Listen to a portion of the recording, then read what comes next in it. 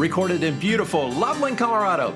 Welcome to Peace, Love, Moto, the podcast for motorcyclists seeking that peaceful, easy feeling as we cruise through this life together.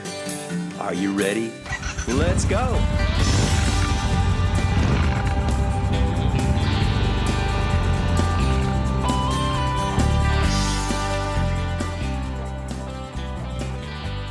I don't know why I like to ride my motorcycle alone. I mean, I like hanging out with other riders, and I do group rides from time to time, but there's something different about being on the road alone.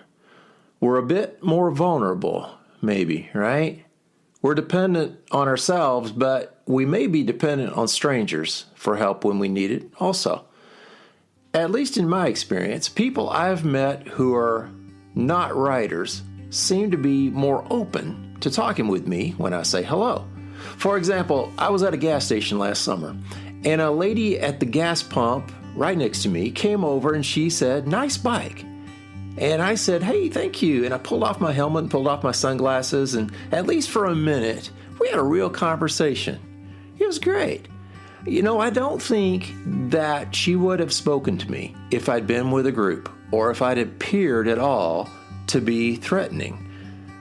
That's why I like to ride alone. I love the opportunity to meet a stranger. And sometimes when you meet a stranger, some really wonderful things can happen. So it was a solo ride along the western portion of Route 66.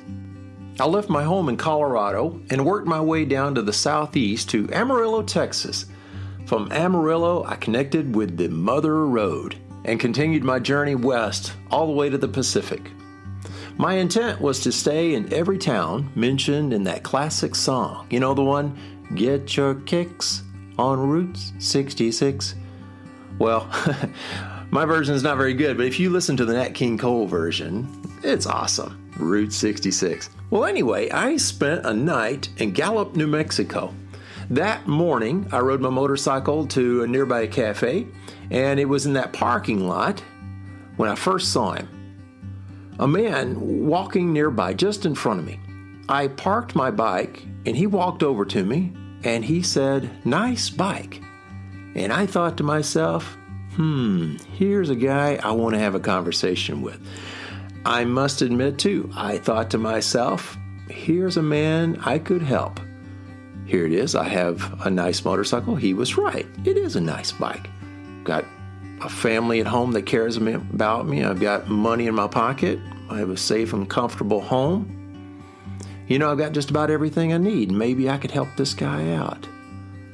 So I asked him, "Hey, would you like to join me for breakfast?" And he said, "Sure." So we walked over into the cafe together, and we were led over to a booth, and I told him, "Hey, get anything you want. It's on me." And again, I thought to myself, hey, maybe this will be the best meal that this man has had in a long time. So I was prepared to share with him not only my money, but my wisdom, so that he too someday could lead a life like mine. Well, it didn't turn out that way. Instead, he shared his heart with me, and it changed my life. It was with a great deal of pride that this gentleman described himself as Navajo.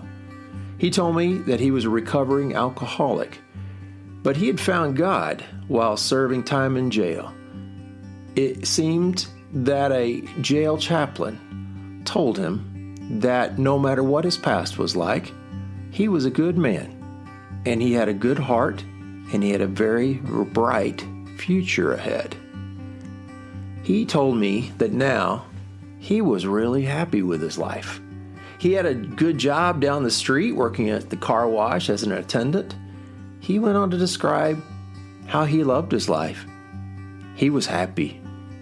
Most importantly, he had found peace of mind. Peace of mind. You know, it seems to me that's something that all of us seek, right? No matter how good our life circumstances may appear, we all need peace of mind that Navajo gentleman already had. He gave me a lot to think about. After we finished breakfast, he said that he needed to head on over to work. He thanked me for the meal and for the conversation, and I just remember saying, "Thank you, sir. Thank you for your kindness. I won't forget it." So he left, and I just needed time to sit. I asked for another cup of coffee, and I just kind of sat there and pondered about what just happened. Here it is. My big plan was, here's somebody who maybe admires something about me. But no, it was more like, hey, you may appear happy, but I really, really am. Wow, that was a lesson I needed to learn about humility and about how I sometimes too need to find that same peace of mind that he had found. So anyway, I spent a little while thinking about that and wondering where's the check. I hadn't seen the waitress in a while, so I signaled to the waitress. It said, "Thank you for your service, and I'm ready for the check now." And she just immediately said, "There's no check today. The manager is paying for both of your meals."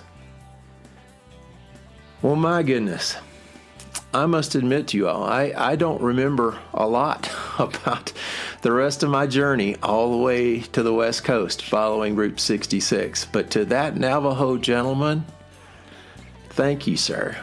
Thank you. Just like that jail chaplain, as he described, touched his heart, that gentleman touched my heart, and I'll never forget it.